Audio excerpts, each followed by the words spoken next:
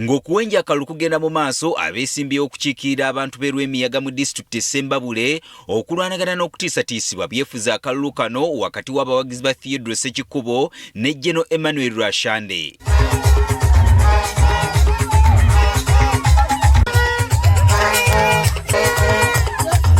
Olwokano lw'obubaka bwa Paalamenti Erwemiyaga lulimu abavuganya bana kyokka ng'emiranye esinga kubeera wakati w'omubaka aliko kati Theodore Ssekikubo ne munnamagye yagannyuka General Emmanuel Rwashande.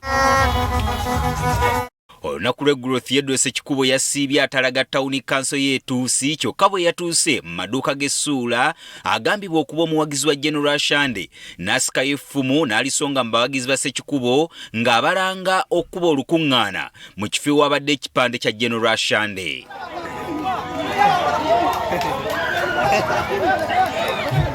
Olw'okutya nti Ssekikubo yatuusibwako obuzibu, abawagizi bayanguye okuvumbagatira omuvubuka ono era ne bamusikako effumu lino, embeera n'eryoka edda mu nteeko.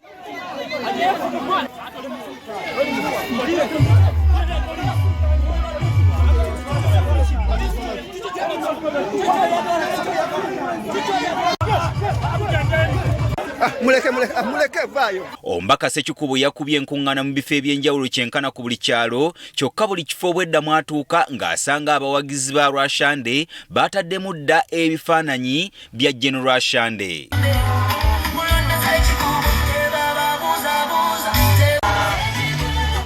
Ssekikubo yeebazizza abalonzi olw'okumubeererawo mu mbeera ey'obutabanguko eri mu kitundu kino era n'alabula abalonzi obutalonda General Rwashande kubanga ebitabo bye tebyawera bulungi okumusobozesa okuvuganya ku kifo kino. Ssekikubo ayimirira ku mazima. Kaakati tugenda mu kalulu mbategeeza n'emisango gye nawaaba ng'ampa aba Rwashande namuwaabira ekisooka emikono teyagiweza ate ekyokubiri n'okusoma teyasoma.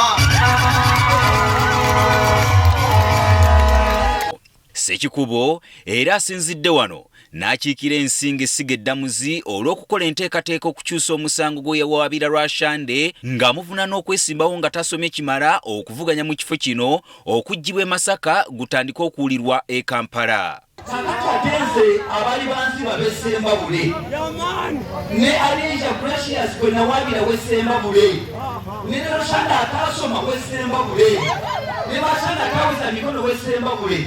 Ani yagenze wa principal judge ne yemulugunya ani? Oluvannyuma ono yeeyongeddeyo ne kakuyegewe mu bitundu ebirala.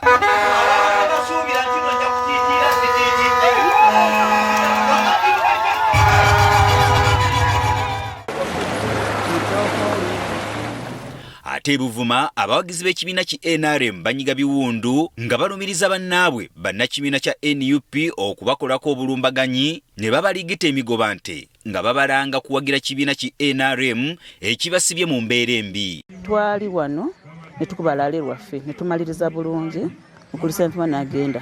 Bwe twasigala kuno ne tufuna omwami omu mu getawo nga bamukuba ne tubeera mu nkaayana awo eby'okukuba oyo omwami eyo chapter ne kiggwa. Era enkeera waalwo ne batukolako olutalo ye kututuusaako buno obuvune ne bannuma ne bankubakuba waneeno bwe wati. Bano balumiriza poliisi nti bagitegeeza kyokka ekyagaanya okubatuusaako obwenkanya. Tugenda okulaba nga ne police officer waali osi waffe ne tumugamba ne tumubuuza osi amayinja agakubwa gavaawa. Kyeva tuddamu n'atugamba ati nange ndi wano nyimiridde naye simanyi mayinja gali kuvaawa ng'ategedde bulungi olutalo weeruli ali kulaba amayinja we gali kuviira naye tabifuddeeko. Omwana waffe Migadde.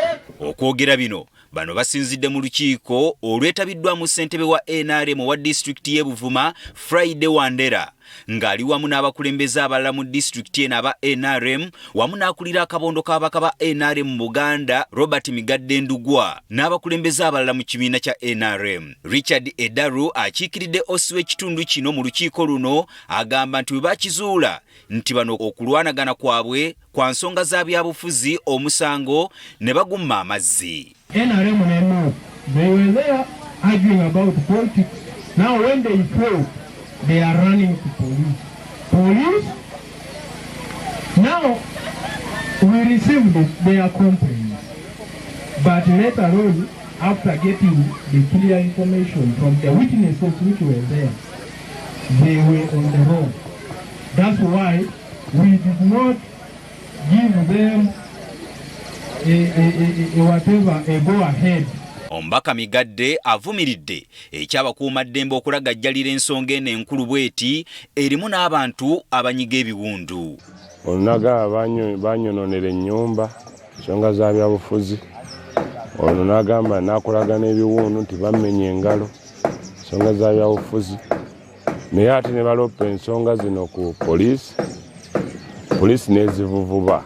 Babakulembeze abalala beeraliikirivu nti enkola y'abamukwata mmundu abakuba emigga abantu mu Buganda kyandiviirako NUP okuddamu okwera ebifo byonna mu kitundu kya Buganda nga bwe yakikola mu kulonda okwaliwo mu mwaka ogwa 2021. Kakati kinkanga olwaleero nga bw'atuuse mu regioni yaffe eno eya Buganda, bw'atuuse wano mu centro ewaffe we tuli, batokyalinze ne batuuka ne ku kabaka waffe, ekintu ekitumalirako ddala emirembe. Kintu ekitukosa naddala nga mu Buvuma wano akalu kaffe tubaye tukazimbye ebitundu nga 9. Wotunda luutu eri twalina omujasi yakubanga abantu, omujasi we namwogerako nnyo bamuyitanga Steven. Yatuleetera n'okufiirwa mubaka wa Parliament Mulamba abajjukira Honorable Gunyu. Naye kyemanyi nti oluusi abasirikale bano oba balina kye baagala okuyisaawo ffe we twebuuza mu mitima. Ebitundu bingi abawagizi abeesimbyewo mu bifo eby'enjawulo alabiddwako nga bagwaŋŋana mu Maraka, ekintu ekyongedde obunkenke mu bitundu by'eggwanga eby'enjawulo.